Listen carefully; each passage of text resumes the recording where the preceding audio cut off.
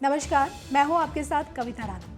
कुछ दिनों पहले आपने एक खबर देखी होगी जिसमें ये कहा गया कि कुवैत सरकार एक ऐसा कानून लेकर आ रही है जिससे लगभग 8 लाख से ज्यादा भारतीयों की नौकरी छिन जाएगी और इसको लेकर काफी हो हल्ला भी हुआ था।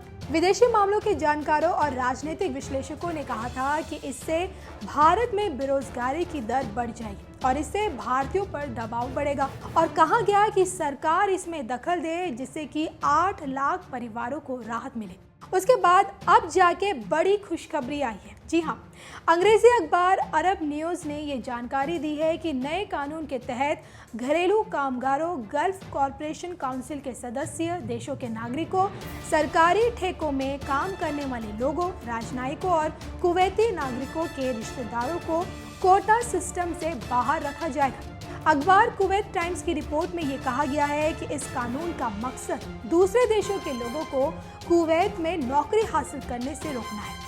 हालांकि नियोक्ताओं को एक निश्चित संख्या में विदेशी लोगों को नौकरी देने की छूट दी गई है। विदेशियों की भर्ती के लिए निर्धारित कोटे से ज्यादा लोगों की भर्ती करने पर नियोक्ताओं के लिए जेल की सजा और जुर्माना का प्रावधान भी किया गया है।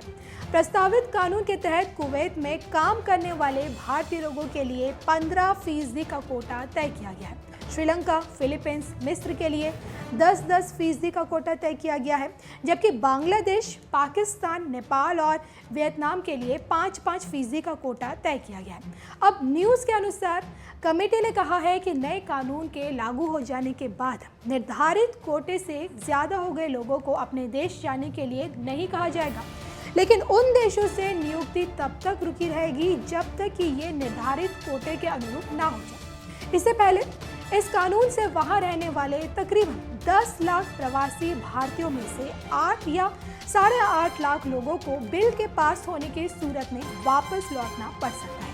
यहाँ पर एक और जानकारी आपको देते चले कि सऊदी अरब के उत्तर और इराक के दक्षिण में बसे इस छोटे से मुल्क की तकरीबन 45 लाख की कुल आबादी में मूल कुवैतियों की जनसंख्या महज 13-13.5 लाख ही है।